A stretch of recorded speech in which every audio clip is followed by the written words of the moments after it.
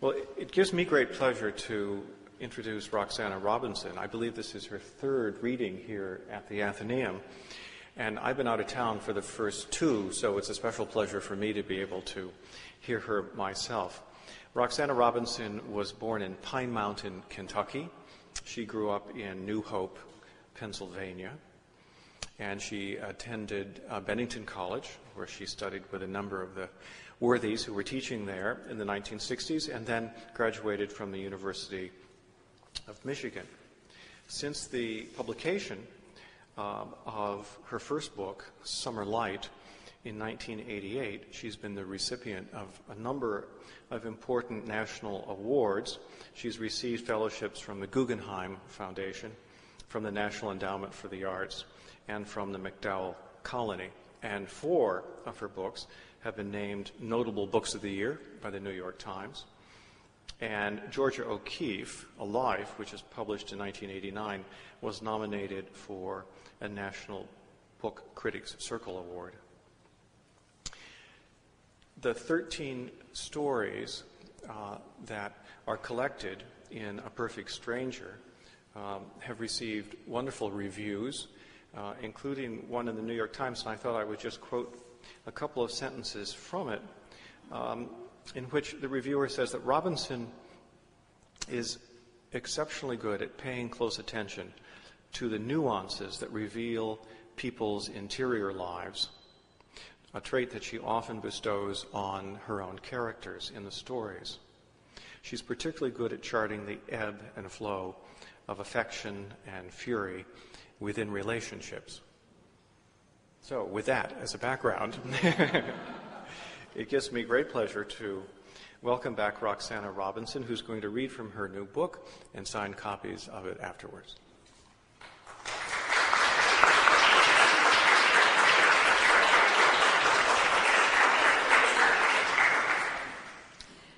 Thank you for that very generous introduction, and I have to say what an enormous pleasure it is to read in this beautiful, beautiful place that is devoted to books. There is nothing more wonderful for a writer than to see a space like this and to be part of it. So, I'm going to read a story called Assez. That summer, we rented a house in France with friends. It was Stephen who found the real estate agent. She sent us photographs, and Stephen and I spent an evening in Westchester, looking at bright, glimmering images of Provence. We sat at the kitchen table, shuffling the pictures back and forth, and finally Stephen slid one over to me. "This looks nice," he said. I held the photograph up to study. It was a long farmhouse of golden stone with a faded orange tile roof. In front of it was a flat stretch of pale gravel shaded by wide trees. The swimming pool was shimmering turquoise, surrounded by high green hedges. Along the garden paths were cypress trees, cool, dark sentinels against a light-filled landscape. I nodded. It looked like paradise. Also, I would have agreed with anything Stephen said then. We were the first to arrive.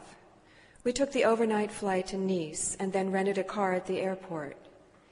Dizzy with sleep lack and jet lag, we set out across the bottom of Provence to the village of Saint-Émilion between Aix and Avignon. It was a 3-hour trip on the crowded highway at 80 miles an hour, German cars surging terrifyingly past us, the hot glare of the midi sun in our eyes.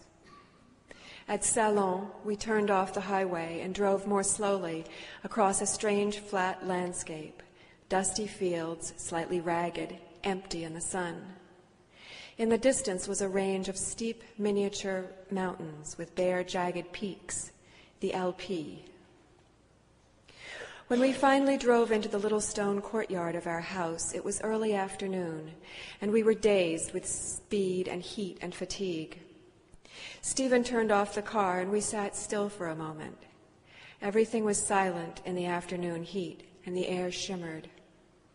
On 2 sides of the courtyard were the rough stone walls of the rambling house. Beyond the other walls, we could see the narrow, silvery leaves of olive trees. All around us we heard a weird high insect shrill. The front door was unlocked, and we stepped into the cool stone darkness of the hall. The shutters were closed against the sun, and the whitewashed walls were muted and mysterious after the bright light outside. The house was quiet, the air dry and sweet and aromatic.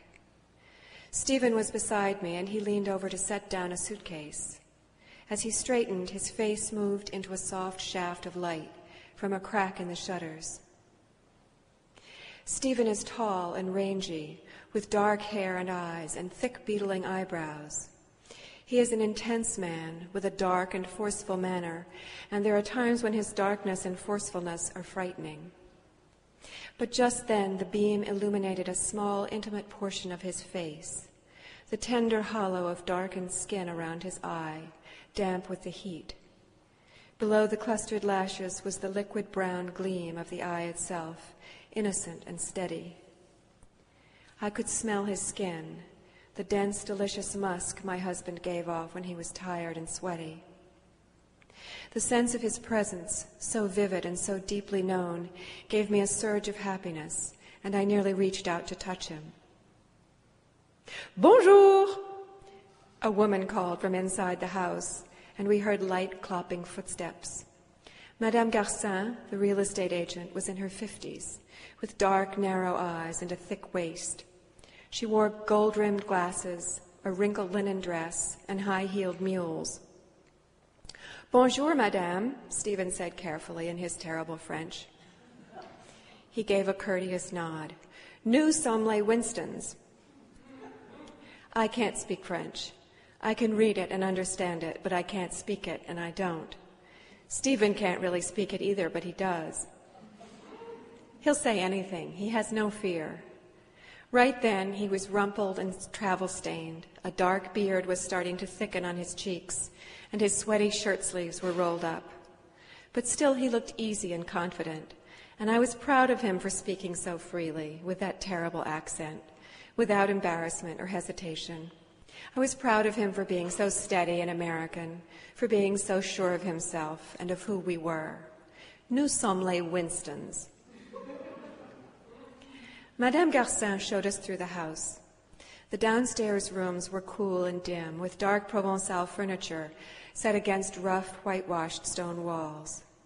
The bedrooms upstairs were airy and pleasant, with high ceilings and faded toile curtains. The place felt clean and polished, and the red tile floors gave off a muted sheen. Downstairs, Stephen gave Madame Garcin the rental money, and she stood at the hall table to count it. She shifted the bills rapidly through her fingers and whispered French numbers under her breath. When she finished, she straightened. "Merci, monsieur," she said. She held out her hand, standing very straight. "Au revoir, monsieur, madame, que vous soyez contents ici." May you be happy here. I liked the way the French word joins the loose exuberance of happiness with the meeker and more domestic notion of contentment. And I felt graced by her wish. There's something charged and magical about a stranger wishing you well, like a traveler on the road in a fairy tale. It was a good omen, I thought, to have the first person we met wishing us happiness. We thanked Madame Garcin, and she clopped briskly to the front door, and then Stephen and I were alone. We had chosen the bedroom overlooking the garden, the pale blurred rose of Santolina, the purple masses of lavender, the enigmatic cypresses. I hoped we'd chosen not just the view, but the bed. It was the only double in the house. It had been months since Stephen and I had actually needed a double bed, months since we had actually slept together. What we did was sleep apart in the same bed. We did not touch. Even if Stephen were asleep, if my leg brushed against his, he flinched away from it instantly.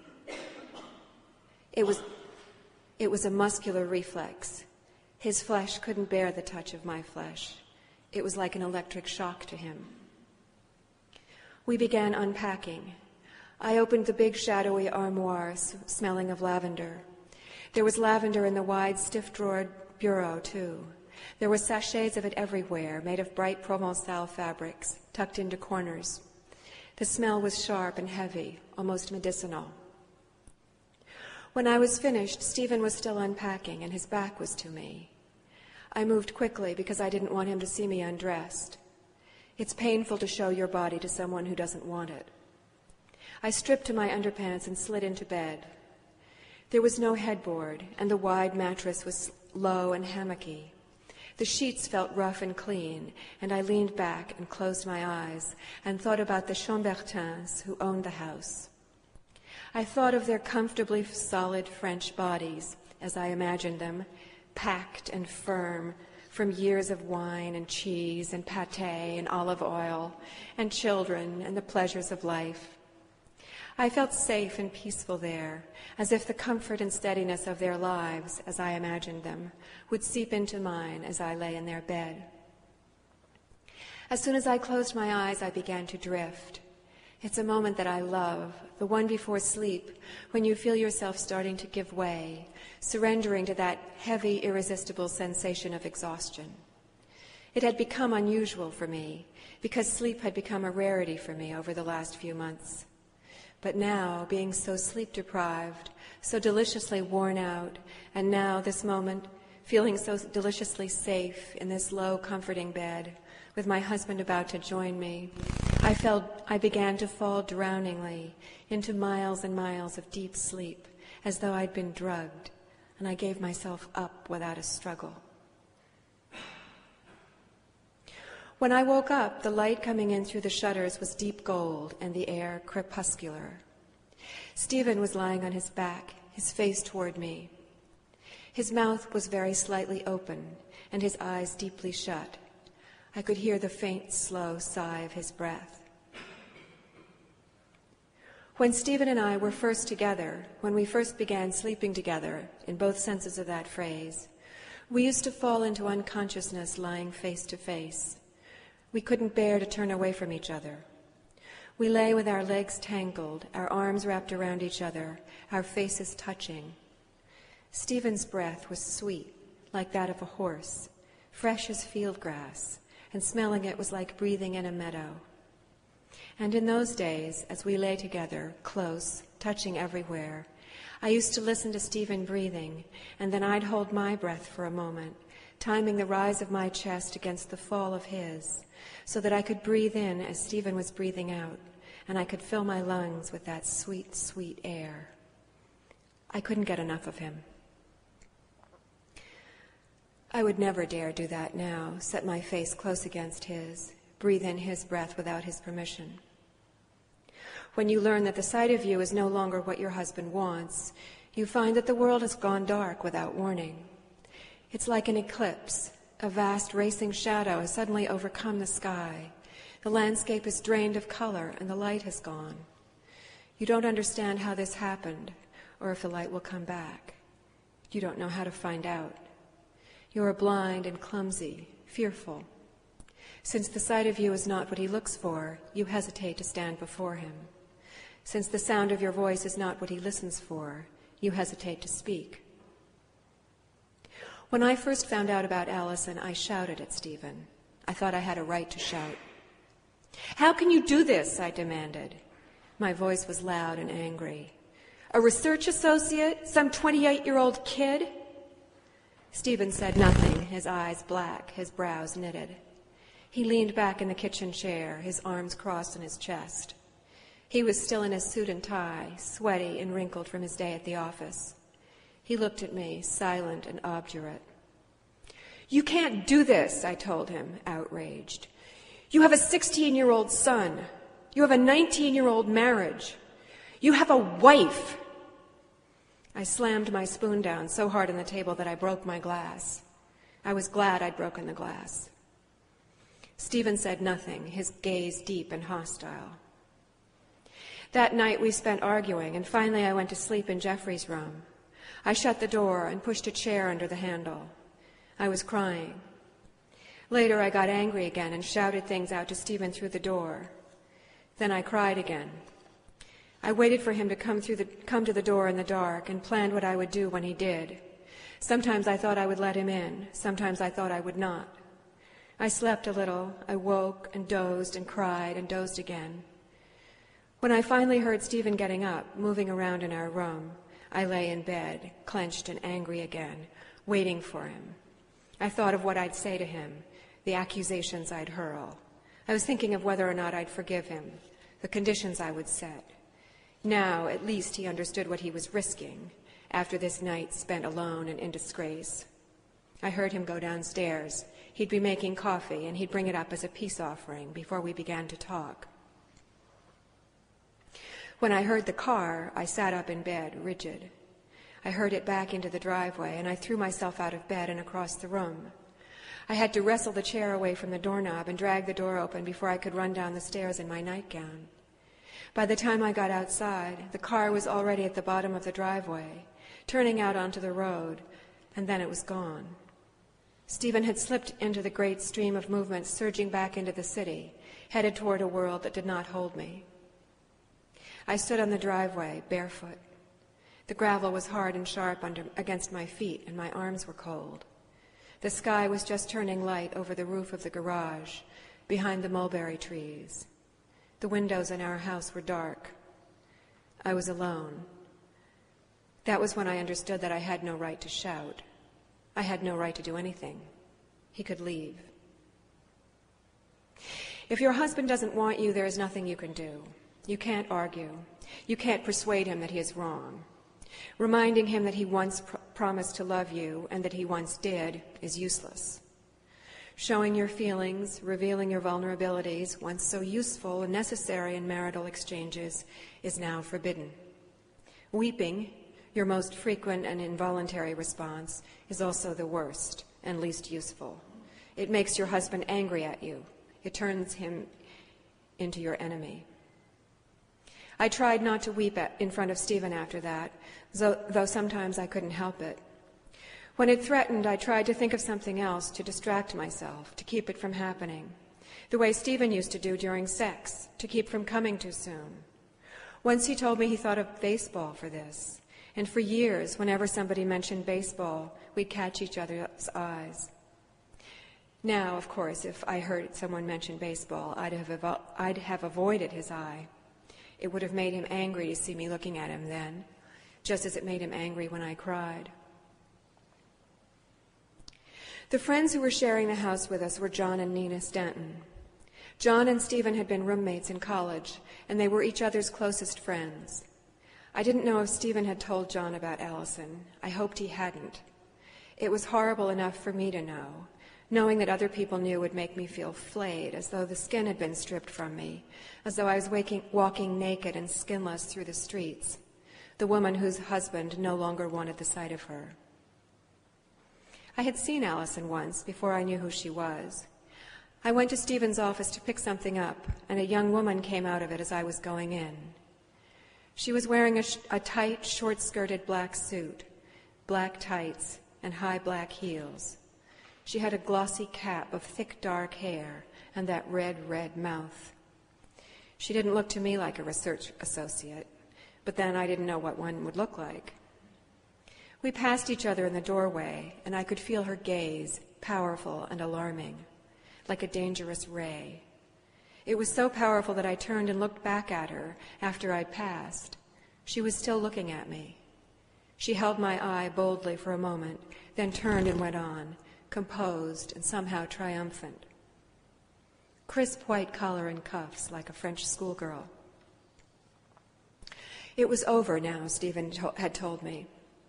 I'm not seeing her anymore. He said that at the end of a long night. It was 5:00 in the morning, and we were lying in bed, not touching. We'd been up all night, arguing, and the sheets felt gray and heavy, rumpled, twisted like ropes. There was no air left in the room.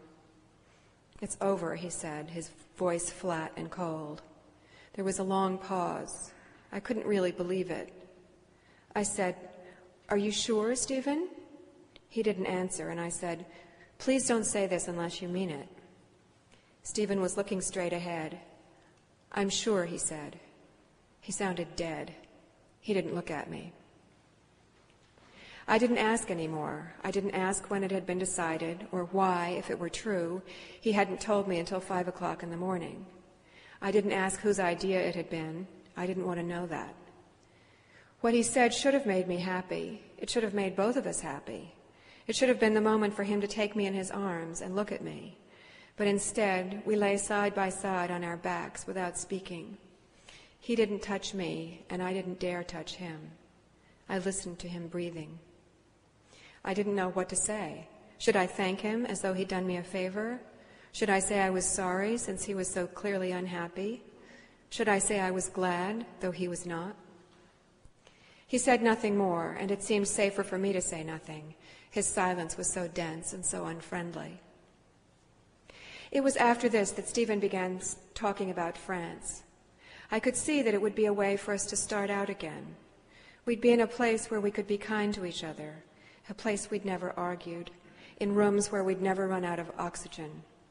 It would be a place where I'd never been alone while he was with Allison, a place where he had never come back to me after being with her. It would be a place where we'd only have been together. The morning after we arrived, we drove into the village to buy groceries. Saint-Émilion was small, very small, really only 2 intersecting streets of shops, and then a few quiet blocks behind of houses. The 2 main streets were wide, lined by great sycamore trees with mottled trunks. The trees made a high green canopy of shade, and filtered sunlight fell in shifting patterns onto the pavement. It was hot, and the women had bare shoulders. They wore dresses in bright Provençal prints, deep reds, bold blues, bright ochres. They carried wide straw shopping baskets and wore flat slippers, which slapped against the sidewalks as they walked. Stephen and I went up and down the 2 blocks, in and out of the shops, finding bread and olive oil and cheese. When we were done, we each had a heavy bag, and when we reached this car, Stephen came around to my side and opened my door. He set his bag on the back seat and took mine from my arms. He set it inside, then opened the front door for me. "Thank you," I said. "You're very welcome," he said, punctilious. A year ago, would he have taken the trouble to do that? Would I have thanked him so formally? Would we have been so aware of our obligations to each other? I couldn't remember. I couldn't be sure now how we had acted toward each other before, when love was common everywhere, the element we breathed. When had we stopped? When had Stephen stopped breathing me in, needing me to fill his lungs? I didn't want to know. Of course, I did want to know. I wanted to know what day he first looked up at Allison as she leaned over his desk and as he smiled up into her face. I wanted to know what he first said to her, intimately, that changed everything. "How do you know things like that?" And what she answered, "I know lots of things." I wanted to know what Midtown hotel he first took her to at lunchtime and what room they were in, the room where they left the sheets hot and rank, torn off the beds, blankets and pillows thrown onto the floor, and then afterward, for the rest of the day, he smelled her on his hands, his stupendous, delicious secret, borne in on him every time he raised the phone to his face. I was dying to know all that, dying to know it. But I didn't ask any of those questions. I knew it was too dangerous. I could feel the black swelling urge beneath those questions, that knowledge. It was bad enough just imagining these things to myself. It would have killed me to hear the answers, to know how those things actually happened. I wanted to kill him just knowing they had happened, and I knew I had to quell those thoughts if we were going to go on together. I had to quell that rage when it rose up in me, because we were trying to love each other. I had to stop these long swings into hatred and vituperation. I had to work my way back into loving him. Because I did love Stephen. That was why I wanted to kill him. And I wanted him to love me, and I knew he was trying to quell certain thoughts and feelings of his own. He was trying to return himself to me and to our marriage. We were attached to each other. We were like climbers on a mountain, out of sight of each other, but with the long rope between us. We were struggling, each of us alone, chipping with hammers at the implacable stone, setting our feet into narrow crevices, but held together, each one knowing the other was at the end of the cord. That knowledge was holding us onto the face of the mountain, keeping us moving upward. Of course, if your partner really falls off the mountain, a dead weight plummeting toward the earth, you cannot save him. In fact, the reverse. His velocity, the absolute plumb-line insistence of gravity will pull you down too. But you can save each other from minor things, an ill-considered handhold, a crumbling rock, a loosened piton. Slips, not plummeting falls.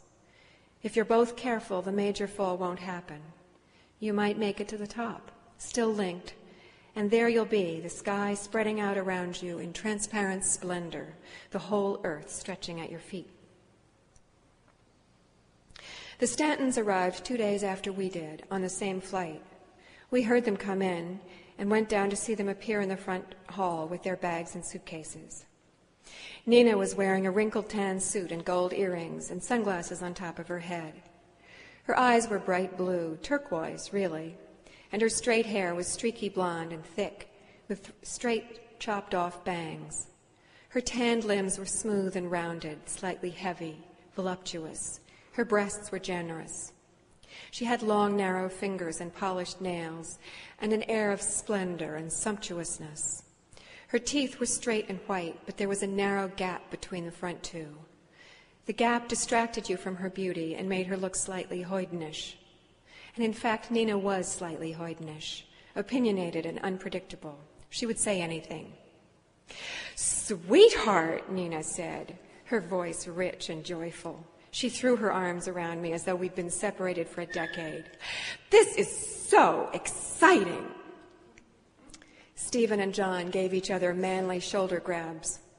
"Hey there," Stephen said, grinning, and John said, "Yo." Then John and I hugged rather gingerly, as we do, and Nina called Stephen sweetheart, and she embraced him lavishly and full-frontedly, as she does. "How was the flight?" I asked Nina. At once she looked dark. "Oh, the flight was fine," she began. "It was the woman from Texas I thought I'd have to strangle. She was sitting across the aisle from John, and she kept flirting with him. It was all right when she was sober, but then she got drunk and began to sing.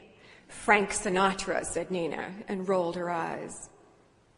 John watched her with a small smile at the corners of his mouth. John was quiet, a bit reserved.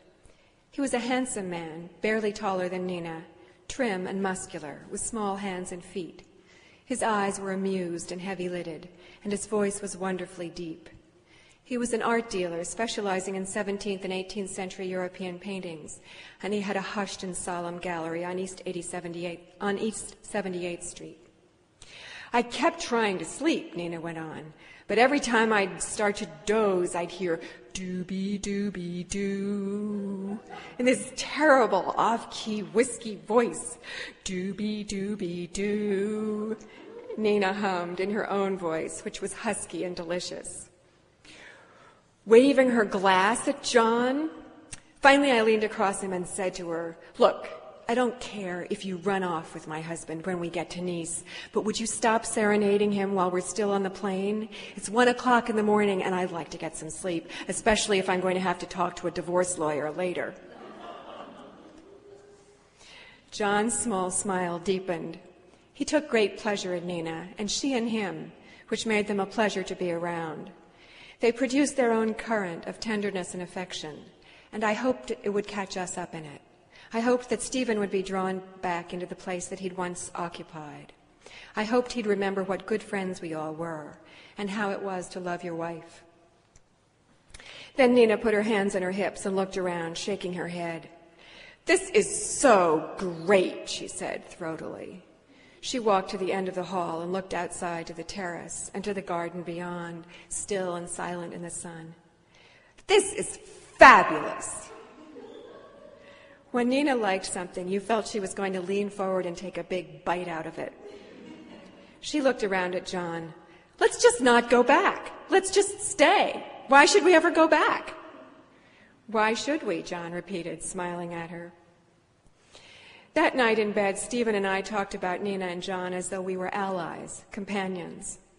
Their arrival had changed things, altered the balance. We were no longer two people struggling perilously to become a couple. We were now part of a foursome, old friends. And Stephen and I had given up the stage. We were no longer the center of everything, no longer the raging and weeping characters in our own wild drama. Now we had become the audience, It was a relief. Nina has so much fun with everything, I said. We were lying on our backs under the sheets, looking up into the dark. Zest for life, Stephen agreed. But I always wonder about her stories, I went on. Do you think there really was a woman on the plane?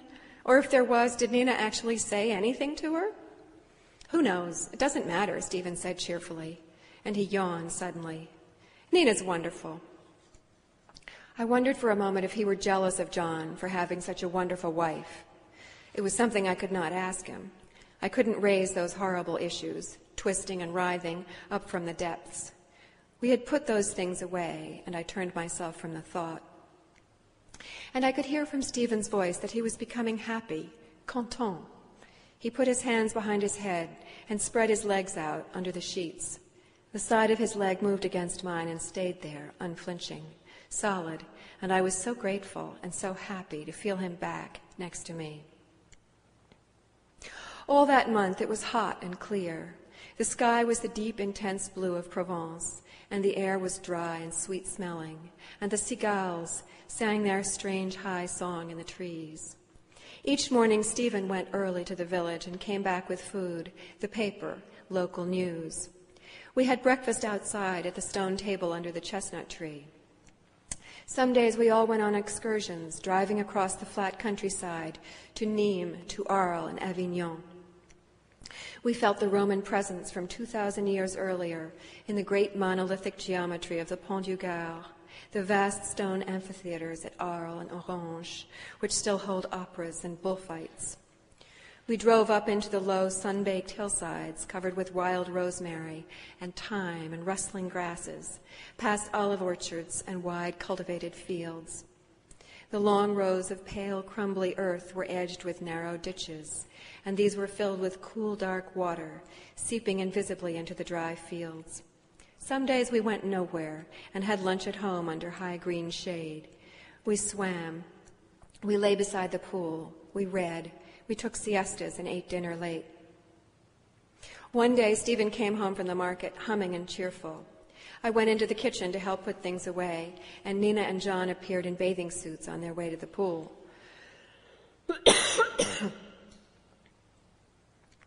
What's the news? John asked.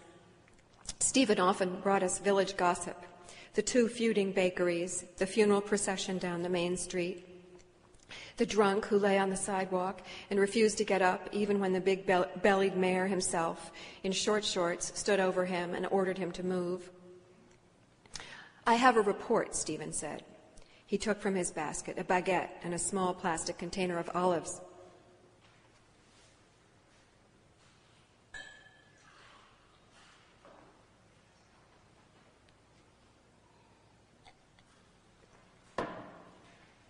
Tell us, said Nina, picking up the olives. Love these, she said, parenthetically. I want you all to know, Stephen said, and paused solemnly for effect, that I am a man known to the locals. His chin was lifted with pride.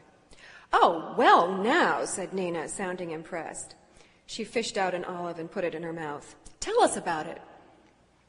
Today, as I was leaving the vegetable shop, I said, Merci, madame, as I do every day, and the woman at the counter said, Merci, monsieur, as she does every day, and then she added, À demain.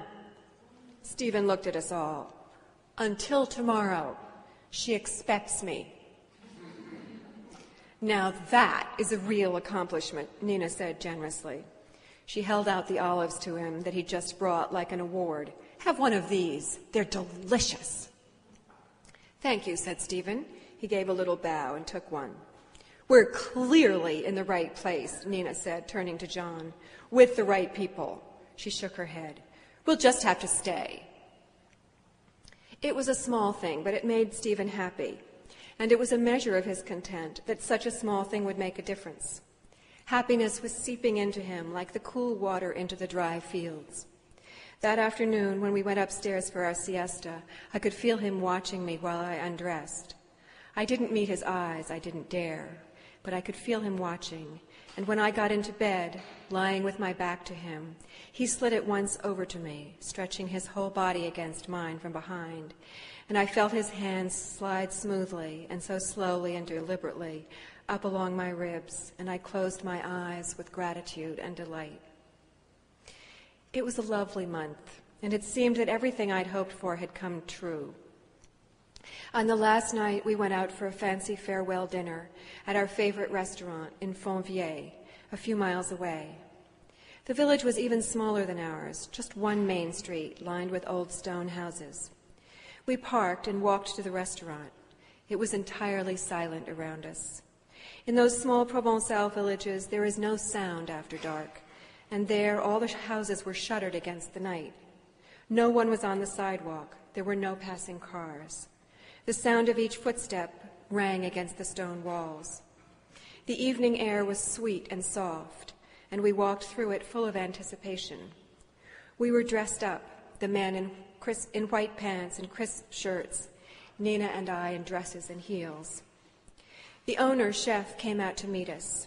He was tall, with blue Norman eyes and smooth pink cheeks, in a very clean white chef's uniform and toque. He nodded at everything we said. He seemed to approve of all our decisions. Would we like a table in the garden? S'il vous plaît, Stephen said enthusiastically, and the chef bowed his head politely and led us out. The garden was walled, and there were low fruit trees in it and flowers everywhere, tumbling from big urns, on climbing vines, in vases on the tables. Around us were the old stone walls of the village houses. Their shuttered windows overlooked us. There were flickering candles on the tables, though there was then still enough twilight in which to see. The sky above us was a deepening blue.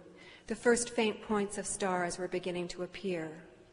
We ordered a bottle of the local rosé wine, which is light and sweet and makes you happy. The pink-cheeked chef took our orders, bowed with courtesy like a friend, and left us. You know, the French are really so polite, Stephen said. They have a reputation for being rude, but they're really incredibly polite, much more polite than Americans. Well, to be fair, they can be incredibly rude, John said. They aren't, really. It's just that they don't smile. That's why Americans think they're rude. We think smiling is being polite, but for them, it's what you say, not how you look. They say good morning and goodbye to everyone. They always say please and thank you when we don't bother. All they don't do is smile. And the incredibly supercilious manner, John said? You just don't speak French well enough to know when they're being polite, Stephen said, waving his hand and grinning. That must be it, John said, nodding. But you are getting really good in French, Nina said to Stephen, swirling her drink. She was wearing glittery earrings, the color of her eyes, and a low-cut dress. Her sumptuous tanned breasts were on display. Aren't you? Better, anyway, Stephen said modestly. I'm still actually terrible. No, you're not, I said. Stephen can say anything. Oh, really, very little, Stephen said, but he was pleased. The big challenges in a foreign language, said John, are telling jokes at a dinner party and calling from a pay phone.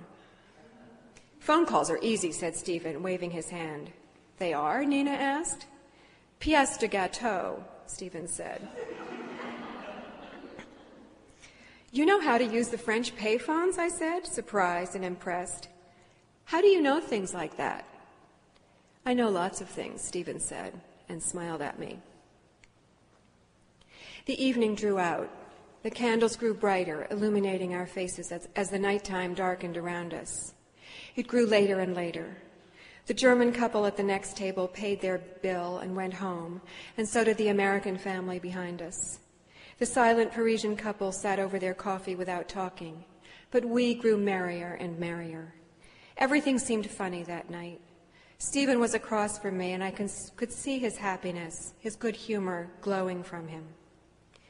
When John leaned back in his chair and lifted his hand for the waiter, Stephen lifted his hand too. I'll do this, Stanton, Stephen said, pretending to be surly. I can take care of it, John said, pretending to bristle. I told you I'll do it, Stephen said. And the two of them leaned back in their chairs, their arms raised high, jostling, easy. You two look like kids up in the bleachers, Nina said, trying to catch a baseball. What is it, a pop fly? What is it, pop fly? When she said the word baseball, I glanced at Stephen. I hadn't meant to, but I did. And he was looking at me, and he smiled. And I thought, we've done it. The waiter came with the bill, but when we'd paid, we didn't stand up to leave. We sat there, still talking and laughing, unwilling to let go of what we had. The village around us was completely quiet by then, so we could easily hear the first scrape of metal against wood. It was a small sound, somewhere above us. I looked up, and Stephen did too, and we watched each other, listening. Up on one of the houses overlooking our garden, shutters were being swung open. Then we heard the swift turning of metal as the long windows were parted. There was a brief pause, and then we heard a man's deep voice, someone leaning out into the air above us. He spoke one word, assez. Enough. That was all. Silence. We looked at each other, laughing and sheepish. The man was so precise, so perfectly assured, so courteous, and so inarguably right. It was really late. We looked around. The other tables were all empty. Everyone else had gone home. The waiter stood respectfully near the door, his hands crossed. He was waiting for us to leave. The whole village was waiting for us to leave. We'd had enough. The beautiful meal, the wine, the garden, the warm scented air, the black star-filled sky. And so we went out and down the black silent street to our cars, walking slowly, arm in arm, giddy with the pleasure of that night. When I look back at that evening, it still makes me happy. I like the memory of that invisible Frenchman declaring his single word into the dark air like a charm. We all heard it and caught each other's gazes, and we knew that he was right, that our night was over, that we had had enough. You can't keep things as they are, but you can hold things fixed in your memory, and so I still have that evening, although everything was lost after that. Stephen had never stopped seeing Allison. That month in France, he called her every morning when he went to the market. It would have been the middle of the night in New York. She would have answered when she was still asleep, dozy and warm. Stephen must have stood in the phone booth in our little village next to the tabac, his head held down in order to hear her voice, pressing the phone against his ear, imagining the sight of her on the other end of the line. I suppose he was happier as the month went on because each day he was closer to seeing her again. I would have given anything to have made that not happen, to have kept him from ebbing away from me, but I could not. I did what I could, and it wasn't enough. I couldn't make a current strong enough to draw him to me. He left. He married Allison with that red, red mouth, and I don't think about them now any more than I can help it. And Nina's sumptuous breasts contained her death. First she had surgery, then toxic treatments, poison, deadly rays, everything anyone could think of. And then finally, her immune system ravaged and gone, she died of a fever. She got a headache, and then the fever. Her temperature was 105 when we got the last report from the hospital, and we were told by then that her brain had been destroyed, so we couldn't even hope they could save her. And John, it's so hard to believe it, died too. That last evening I had dinner with him when Nina was wearing a brilliant scarf wrapped around her head to conceal the loss of her thick blonde hair. John complained of dizziness. "Oh, that's nothing," I said. "Inner ear infection. They give you antibiotics." I was so glad to be able to identify it and dismiss it. But it wasn't nothing. It was the other thing, the thing no one mentions until there is no other thing to say, brain tumor. Nina was sick for 3 years, but John was only sick for 3 months. He went into a coma and died 2 weeks before Nina's headache, the one that turned into the rising, unstoppable fever. She died in 24 hours, before most of us even knew she was in trouble. It's so strange to think that all that is past, gone, that it's over and can't be reclaimed. But that night in the warm garden, with the dark, aromatic countryside all around us, the black, starry sky overhead, we were happy. What we had, without realizing it, was enough. It was all we were to have, whether we wanted more or not. Thank you.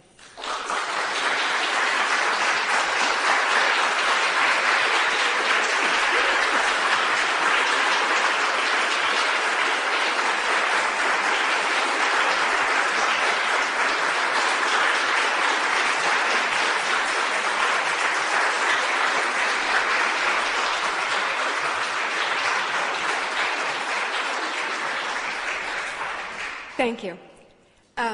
Now, thank you all for coming. And if anyone has any questions about France or Fonvier, the name of the restaurant, fiction, books, or anything else, you're welcome to ask me. What about writing novels versus short stories? Okay, the question is, what about, could I say something about the differences between writing novels as opposed to short stories? All writers have their own way of working. For me, the impulses are very different for the two forms.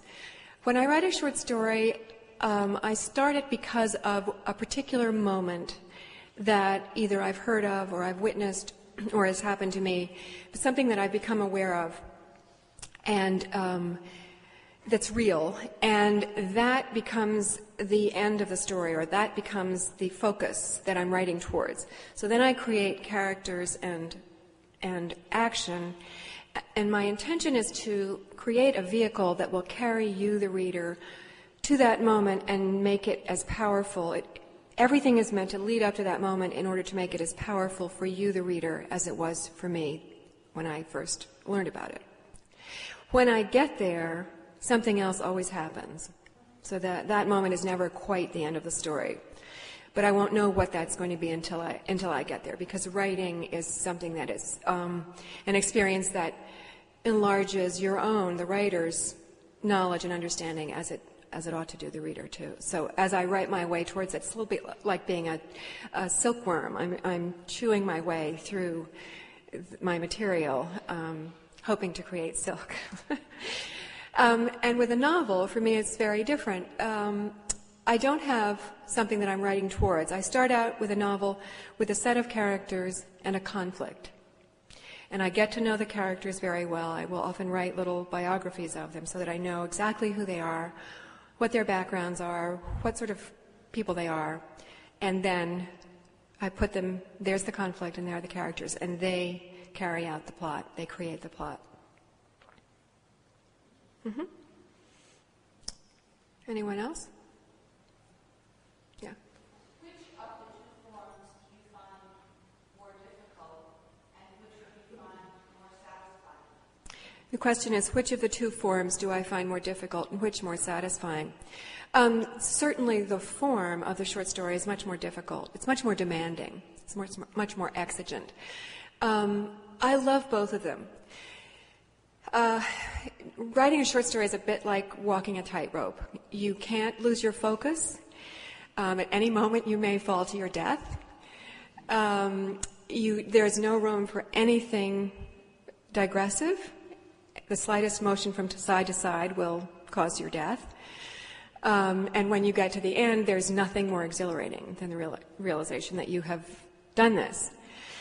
And a novel is a completely generous and capacious form. It's like a pair of overalls. You can stuff anything into it. You can have a whole chapter on the whiteness of the whale, which has nothing to do with the action. But it fits. You just tuck everything in there. So novels really are often just contain whatever the writer is. And a novel will reflect the history of a period, because whatever you're thinking about, whatever's going on in the world around you, gets fed into that novel, because there's so much, the weather and the politics and what people are wearing, and you have time for observations on everything. You can reflect, you can put in extra characters, you can just jam it all into that form. It's obviously much more ambitious in terms of the breadth of the project, but generous and forgiving as a form. Back there? Roxana, how much do you plan before you write? Have you got the novel or short story totally planned out before you start to write, or do you change as you go along as you develop the characters? Do they change and evolve? The question is, how much do I plan, and how much is everything in my mind before I start? As I say, When I write a novel, it's the characters who carry out the plot. The first novel that I ever wrote, Summer Light, I told my husband about, and he said, well, do you have an outline? And I thought, probably I should have an outline. Probably real writers do have outlines. And he said I would have an outline. And I thought, well, that's probably something. I've been remiss. I don't have an outline. So I wrote out an outline with lots of chapters and plans for every chapter and what the characters were all meant to do. But nobody would do what they were. Nobody adhered to the outline. So I had to throw the outline away. It's really not. Once you get the characters in place, they're the ones who can't help but live their own lives, and so that carries out the action. And as I say with the short stories, I know there's a moment, like in this story, it was the moment when the man leans out the window. But, other things, so that's what I'm driving towards, so I know that's going to happen, and the four friends will be there. But a lot of other things, there are lots of details that had to go into that story just to get you to feel the way I wanted you to feel at that moment. So it's much more controlled, but I don't know what's going to happen after that moment takes place. Do you think that the question of what is enough a great deal? The question is, do I think of that question, what is enough, a great deal? No. I don't. I think that would stop me in my tracks. I think I just want to, if I have a choice, I will live like Nina, taking big bites out of things. Yeah? Do you always know the people a little bit, or are they right out of your imagination? The question is, do I know the people a little bit, or are they out of my imagination? I know them very well, but they're often completely imaginary. But I need to know the characters very well in order for you to get to know them. I don't have to tell you everything I know, but I have to be able to present them as completely whole characters. And so I need to know them completely before you will know them.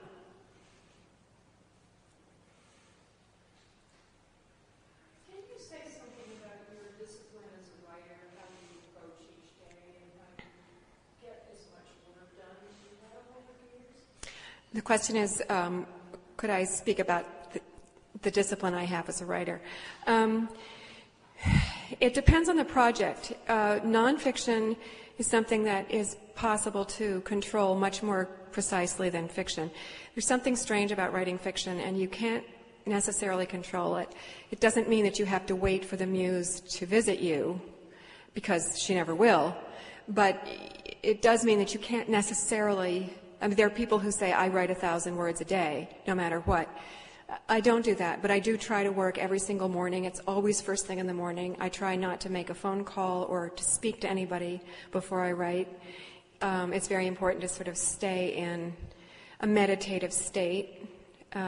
There's some writers who say, they go straight from the bedroom into the study without brushing their teeth or having coffee or speaking to anybody. There's something important about just staying in this sort of suspended state of mind when you start to write fiction. And you can't usually most people can't write fiction for more than a couple of hours at a time. So usually by noon, the work is over. The fiction writing is over. So that's also kind of frustrating. You can't have a real job, but you have half the day to do, that you can't work in. So it's a funny occupation. One more question? Oh yeah. How about biography and what did you learn from writing biography? How does it inform your fiction writing? The question was, what have I learned from writing biography and how has it informed my fiction? I wrote the biography of Georgia O'Keeffe, which was a tremendously wonderful project that I enjoyed enormously. In some ways, biography was not at all dissimilar from writing a novel, except I was given the characters and the plot, and all I had to do was write this fabulous story with these great characters in it. I had to do some research too, but the writing of it was in some ways like writing a novel. And I like narrative, so I like writing stories. So that became a series of stories that I wrote. I don't think it informed my fiction. I think my fiction informed the biography. Not that the biography is fiction. Thank you very, very much for coming. It's a great pleasure.